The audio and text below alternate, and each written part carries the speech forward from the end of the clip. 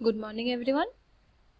In the previous slide, we have taught you about the water, necessity of the water and how the water is very important to us. Okay, what are the water treatment processes and uses of water and what are the silent features of water supply scheme. We have studied about this. Okay, so in the brief short, I am describing it. As we know, water is need for us. Water are the primary needs for which water has the greatest importance. Okay, the use of the water by plants, man, and animals is universal. Without water, we cannot live. Okay, every living thing or every human being requires water.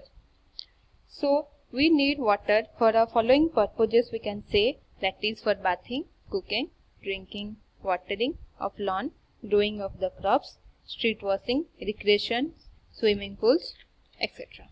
Okay. So in the next, we have studied about what are the necessity of the water supply scheme. Okay, first collection of the water, conveyance of the water, treatment and distributions of the water. Okay.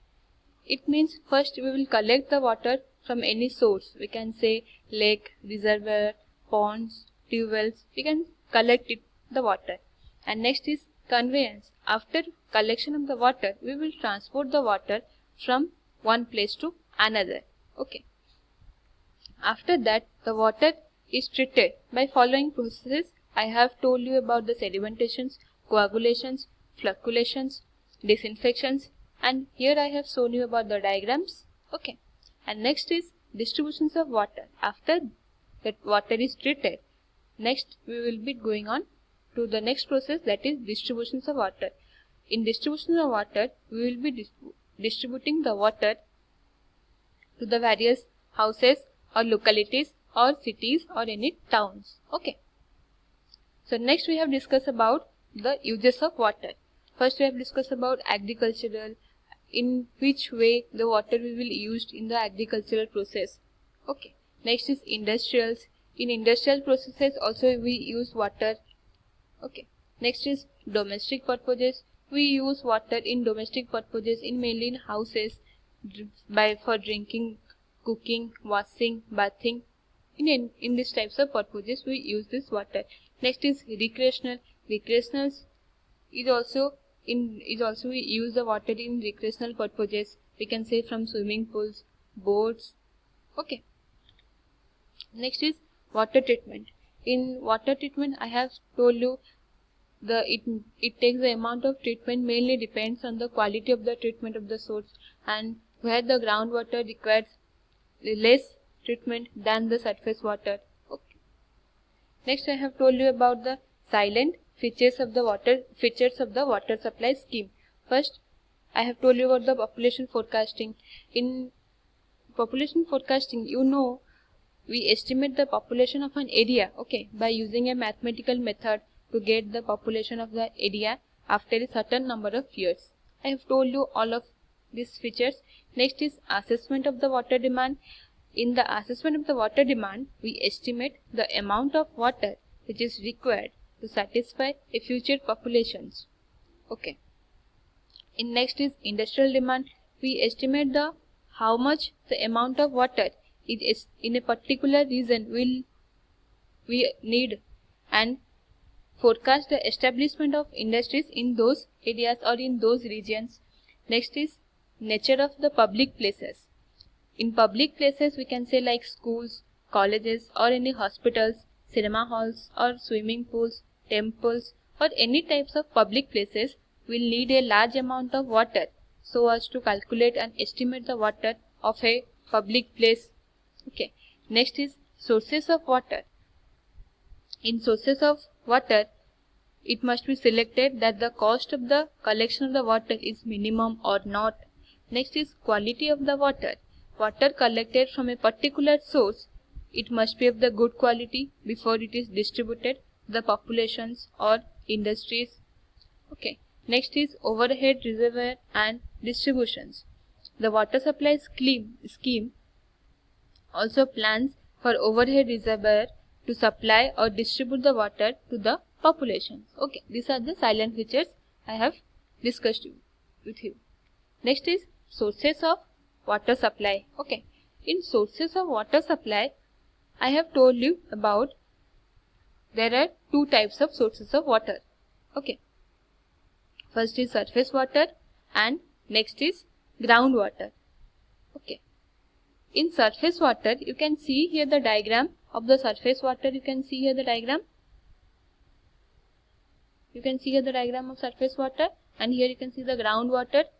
Okay, in surface water, we can say these are the lakes, ponds, reservoirs, streams, rivers. Okay, but in groundwater, we can say open wells, tube wells, springs, infiltrations. These are the groundwater. Okay, so in surface water and groundwater are the both important sources for us, like for us, we can say for human beings. Okay, groundwater is a common source for single homes or in small towns, and rivers or lakes are the usual sources for large cities. Okay, as we know, rivers and the lakes are the usual sources. We take water from mainly from the rivers, lakes. Okay, and for the single homes, you see groundwater, we take mainly open well we take water, or tube wells we take water. Okay, in this groundwater or surface water, 98% of the liquid fresh water exists as a groundwater, and it occurs very deep. Okay, next is this makes pumping very expensive, preventing the full development and use of all groundwater resources. Okay, so we can say that this in groundwater, this takes 98% of the liquid fresh water. Okay, and this makes pumping very expensive into groundwater. This makes pumping very expensive, preventing the full development and use of all groundwater reservoir. Okay, so we will be reading about the surface water. Okay, in surface water, the total land area, you can see the total here, the land area contributes the surface runoff to a river or lake is called a watershed, drainage basin or catchment area. Okay, next is the volume of the water. The volume of the water available for municipal supply depends mostly on the amount of rainfall. Okay, the means in rainfall, it mainly depends upon the volume of the water. Okay, next is it also in surface water. Okay, it also depends on the size of watershed, the slope of the ground, and the type of soil, vegetation, and the type of land use. In surface water, it mainly depends on the size of watershed. You know watershed in the and the slope of the ground, the type of which type of soil and vegetation, and which type of land use. Okay, next is the flow rate or discharge of a river varies with time. Okay, we can see if the amount of rainfall is falling, we can see the flow rate or the discharge of a river varies with time. Okay, so next is higher flow rate requires typically occur in the spring and lower flow rates occur in the winter, though this is often not the case in the areas with the monsoon systems. We can say I have told you about the flow rate or discharge rate will varies with time, but in higher flow rate it typically occurs in spring, and lower flow rate it typically occurs in winter.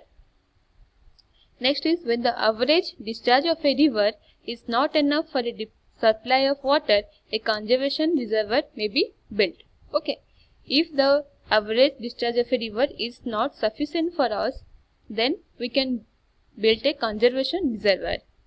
After that, the flow of water is done smoothly. Okay, so here we will read about the groundwater. In the groundwater, I have told you about the open well, tube wells, from where the water we get. Okay, 98% of the fresh liquid water we get from the groundwater. Okay, so in the previous slides, I will be discussing about the groundwater. Okay, thank you.